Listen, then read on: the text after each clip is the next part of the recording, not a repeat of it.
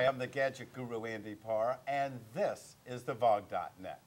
One of the greatest features of the Victory Vision is that it's a convertible. It's actually two bikes in one.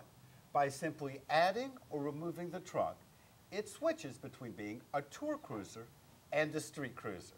Well, now to show us how to reattach a trunk is Scott Ward from Victory of South Florida.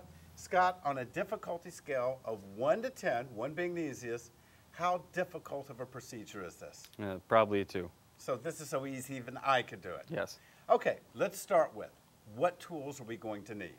Gonna need a 4mm Allen, a 6mm Allen, a 3/8 drive wrench with a 13mm socket, and a long, probably about a 16-inch extension.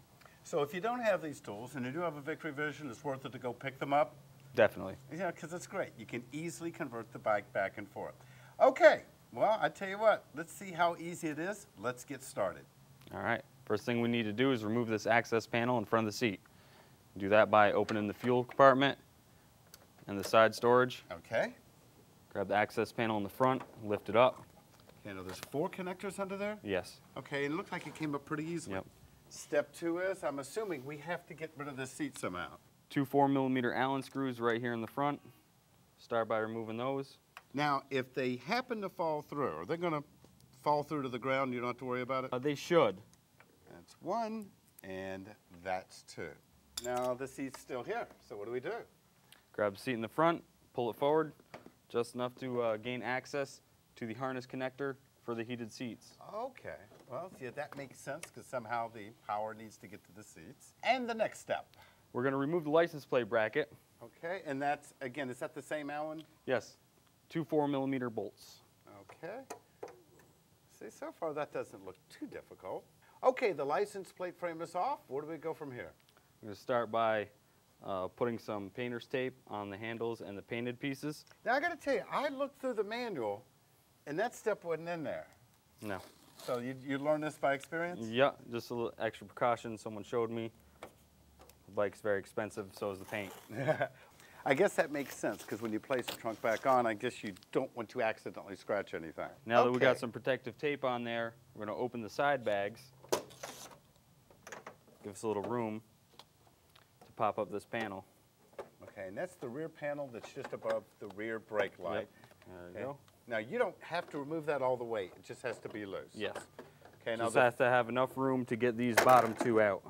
Okay, now that filler panel, when we put the trunk in, that won't be used. No. So unlike putting together a tricycle, having a part left over is not a bad thing. No, it's not. Where we go from here is the trunk. We have to put the trunk back onto the bike. Okay. Now, this seems like this is the trickiest maneuver of everything we're doing. It's not too bad. I can see even from here how that matches up. Now, again, this is probably a point where it's helpful to have a second person. Very helpful. I'm going to start with the top right bolt. Okay, now that's one thing you told me about before, that you should always put that bolt in first and remove it last. Yes. Then go in any order. You want to snug them all up before you tighten any of them.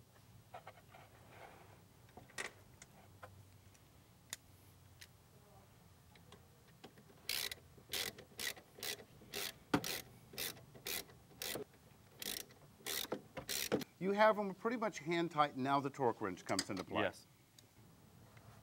Torque wrench is used in a situation where you don't want to over tighten a bolt. And then what it does, it kind of slips once you get it to the proper... Yep, this style wrench clicks. Okay. Okay, so if you don't have a torque wrench, you should get one. They're not that expensive, and you want to keep it at 26 foot-pounds of torque, correct? Yes. Then the last step is you insert the panel right here, then close the door. The next step is? The next thing we're going to do is we're going to put the plate frame back on. Okay. To put the plate bracket back on, you have to reinstall the 2 4mm Allen bolts. You want to get them both started before you tighten them.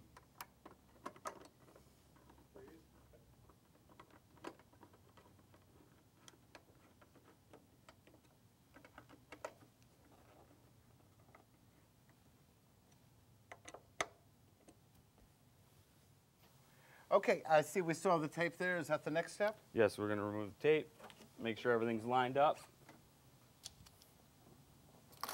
Okay, and the tape is off. I'm holding the seat here for a reason, but I know before we put this on, there's still some loose connectors here. Yes, we need to plug the power to the trunk back in. Okay. I guess it only goes in one way. Yep. And we'll snap it quick. Then you pass it down here in this little hole so it's out of the way. Nothing can happen to it. Okay, now to keep it out of harm's way when the seat clip comes down Yep. on top of it. Okay, I'm going to hand you the seats. All right, thank you, Andy. You're welcome, Scott. Well, First thing you need to do is plug the seat in. Here. Okay, and now that's for your seat heater. Yes, it is. Okay, clips together. This hole in the back is what lines up with the hook Okay, and the seat. and that should be a snug fit. It will be. Next thing you have to do is put the two 4mm bolts back into the seat. These are actually screwing into part of the aluminum frame, so you do not want to over tighten. I know all that's left is to put the panel in.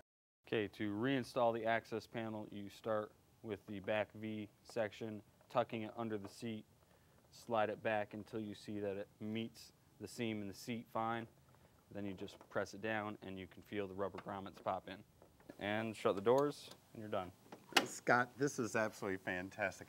Let me take a minute to thank you and the fine folks of Victoria, South Florida for helping me do this demonstration. I want to thank you very much. In the meantime, I want to go through the 14-step process so that you know how to do it all by yourself at home.